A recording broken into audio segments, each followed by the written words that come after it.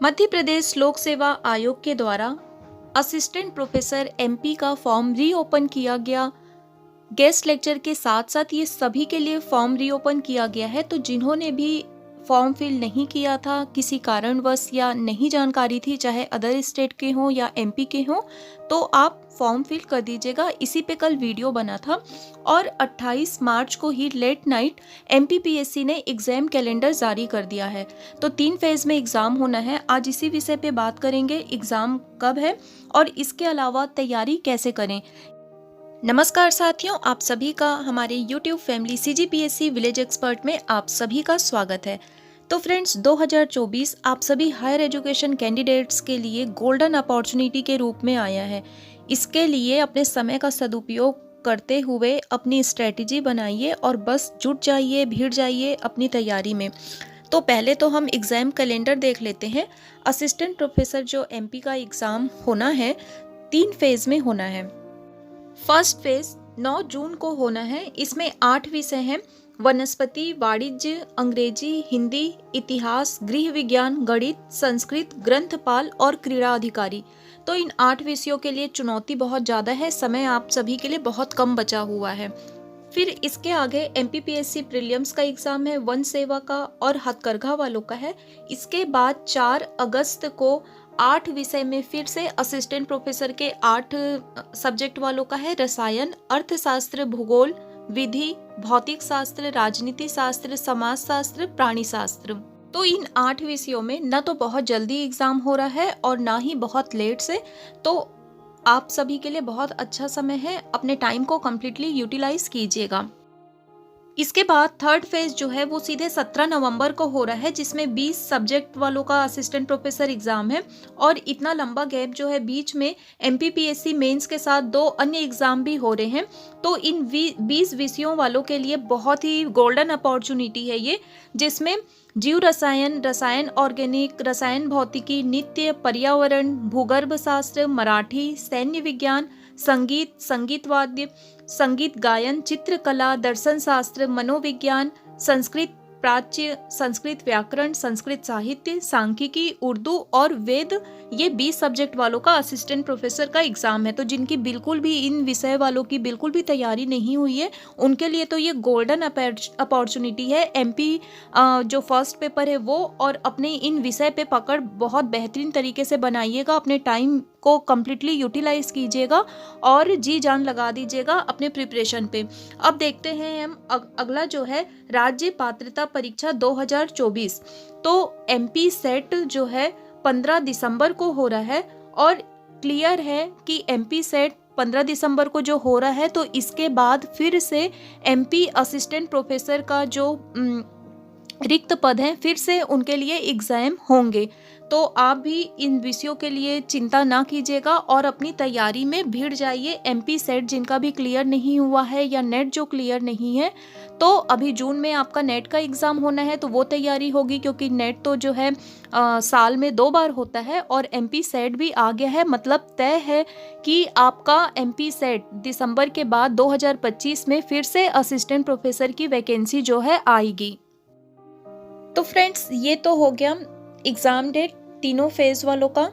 First 9 जून को हो रहा है, फिर 4 अगस्त को हो रहा है एंड थर्ड फेज 17 नवंबर को हो रहा है। तो फ्रेंड्स, फर्स्ट फेज वालों के लिए चुनौती तो बहुत ज़्यादा है। अभी समय का आप लोग सदुपयोग कीजिएगा, स्ट्रेटजी बनाइए और एग्ज़ाम ओरिएंटेड ही स्टडी कीजिएगा। बहुत सारी चीज़ें हैं तो भटकाव भी बहुत ज़्यादा हो रहा है, तो रिविलेंट स्टडी कीजिएगा, रिविलेंट तरीके से पढ़िएगा। It's a golden opportunity. तो जो भी कैंडिडेट्स हैं पूरी शिद्दत से तैयारी कीजिएगा फर्स्ट पेपर एमपी एंड अपने अपने सेकंड पेपर सब्जेक्ट के लिए। तो जो फर्स्ट पेपर होना है एमपी का, उसके लिए आपको 1 घंटे का समय मिलेगा। 50 क्वेश्चन होंगे और पूर्णांक आपका 200 नंबर है। मतलब कि एक क्वेश्चन के लिए 1 या 2 नंबर नहीं, बल्कि एक क्वेश्चन सही होने पे आपको 4 नंबर मिलेंगे। तो 50 का हो गया 200 नंबर। तो फर्स्ट पेपर आपका 200 नंबर का है, जिसमें एमपी, राष्ट्रीय और अंतर्राष्ट्रीय स्तर का सामान्य ज्ञान और कंप्यूटर का आधारभूत जो ज्ञान है उससे रिलेटेड क्वेश्चन आएंगे। तो कंप्लीट सिलेबस जो है वो टेलीग्राम में डला हुआ है और जिन अभ्यर्थी को उनके सब्जेक्ट का सिलेबस नहीं मिल रहा है तो मुझे कमेंट पे ज़रूर बता दीजिएगा, मैं उनके सब्जेक्ट का भी सिलेबस जो है टैली पे डाल दूँगी। अब आगे देखते हैं सब्जेक्ट सेकंड पेपर के लिए। तो सेकंड पेपर में आपको आपके सब्जेक्ट रिलेटेड 150 क्वेश्चन आपको मिलेंगे और हर क्वेश्चन यहाँ भी 4 नंबर का, इसलिए आपका पूर्णांक हो गया 600 नंबर और 3 घंटे की अवधि मिलेगी। तो इस प्रकार फर्स्ट पेपर में 200 नंबर और सेकंड पेपर सब्जेक्ट में 600 नंबर, तो कुल 800 नंबर का आपका एग्जाम होगा असिस्टेंट प्रोफेसर का।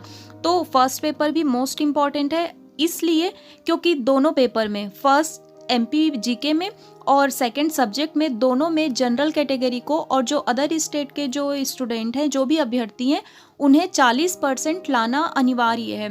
और जो एमपी के जो भी रिजर्वेशन कैटेगरी के हैं, ओबीसी, ईडब्ल्यूएस, एससी, एसटी, दिव्यांगजन, सभी को 30% लाना है। ठीक है, तो इस 30 और 40% का मतलब है कि जनरल कैटेगरी वालों को फर्स्ट पेपर में 200 नंबर में 80 नंबर लाना जरूरी है। ठीक, तभी उसका सेकंड पेपर जो है सब्जेक्ट का वो चेकआउट होगा। तो 200 गुणित ये 40/100 आपका ये हो गया 80 नंबर फर्स्ट पेपर के लिए, और 600 गुणित 40/100 ये हो गया 240 नंबर सब्जेक्ट के लिए। तो मिनिमम इतना लाना अनिवार्य है, तभी आगे चेकआउट होगा। वैसे ही जो रिजर्वेशन कैटेगरी है उनका 200 में जो है फर्स्ट पेपर में 30%, तो इनको 60 नंबर, और जो सेकंड सब्जेक्ट का पेपर है तो 60 नंबर जब आया तभी आपका सब्जेक्ट चेकआउट होगा। तो यहाँ पे 600 में आपको 30% लाना है, मतलब कि 180 नंबर। तो आप किसी भी पेपर को जो है छोड़ नहीं सकते हैं, फर्स्ट पेपर में भी आपको मेहनत करनी है, तभी आप उस पे जब पासिंग मार्क आएगा तभी आपका सेकंड पेपर चेकआउट होगा। तो फर्स्ट और सेकंड पेपर दोनों ही इम्पॉर्टेंट है, और सबसे बड़ी बात 4 नंबर का है, तो आप बहुत रिलेवेंट तरीके से स्टडी कीजिएगा। और ये बार बार मैं रिलेवेंट तरीके से स्टडी करने, प्रिपरेशन करने इसलिए कह रही हूँ क्योंकि भटकाव बहुत ज़्यादा हो गया है। अपने सामने अपने फर्स्ट पेपर और जो सब्जेक्ट का है उसका फ़ोटोकॉपी सिलेबस का ज़रूर रखिएगा, ताकि किसी भी प्रकार के आप भटकाव से बच पाएंगे। बार बार अपने सिलेबस को देखिए और पीवाईक्यू को देखिए, जो भी प्रीवियस ईयर क्वेश्चन आए हुए हैं किस तरीके से आया हुआ है। और अब कंपटीशन तो ठीक है, हर जगह पे बढ़ा हुआ है, तो यहाँ पर भी थोड़ा उसको मैच्योरिटी के साथ आप हैंडल कीजिएगा। यदि किसी की तैयारी नहीं हो पा रही है सेल्फ स्टडी से, तो बिल्कुल आप कोचिंग और जो भी पेड क्लास हैं वो आप ज्वाइन कीजिए, लेकिन उस पेड क्लास को आप ज़रूर क्रॉस चेक कर लीजिएगा कि बंदा सही तो है, क्योंकि व्यापार अब कोचिंग जो संस्था है पूरी तरीके से व्यापार बन चुका है, ये हम भी जानते हैं। तो आप अपनी तैयारी को बूस्ट करने के लिए और जो भी टेस्ट सीरीज़ वगैरह है, तो सारी चीज़ें जहाँ भी आप ज्वाइन कर रहे हैं तो एक बार क्रॉस चेक करते हुए ही आप ज्वाइन कीजिएगा।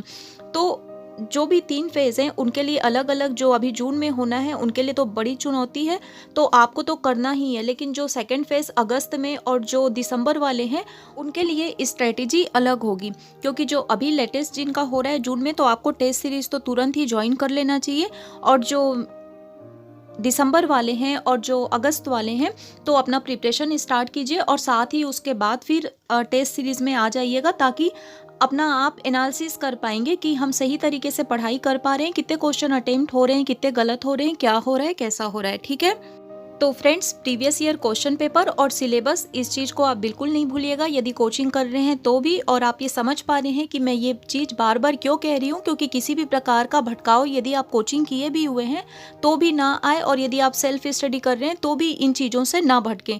कोई भी मतलब क्विज करते जा रहे हैं और क्वेश्चन कैसा आ रहा है, तो इन सारी चीज़ों से आपको ये पीवाईक्यू जो है अवगत कराते रहेगा, आपका सिलेबस आपको अवगत कराएगा।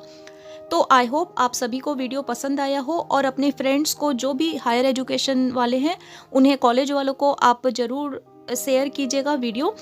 और जो भी डाउट्स हैं आपके तो वो कमेंट के माध्यम से पूछ सकते हैं, या जो हमारा टेलीग्राम चैनल है डिस्क्रिप्शन पे दिया हुआ है वहाँ से आप उसे ज्वाइन कर लीजिए, वहाँ भी आपको सारे डाउट्स, आपके क्वेश्चन आंसर मिल जाएंगे।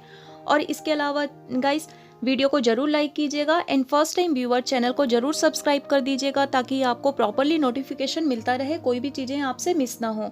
तो अंत तक बने रहने के लिए, मुझे सुनने के लिए आप सभी का सही हृदय आभार। Thank you very much.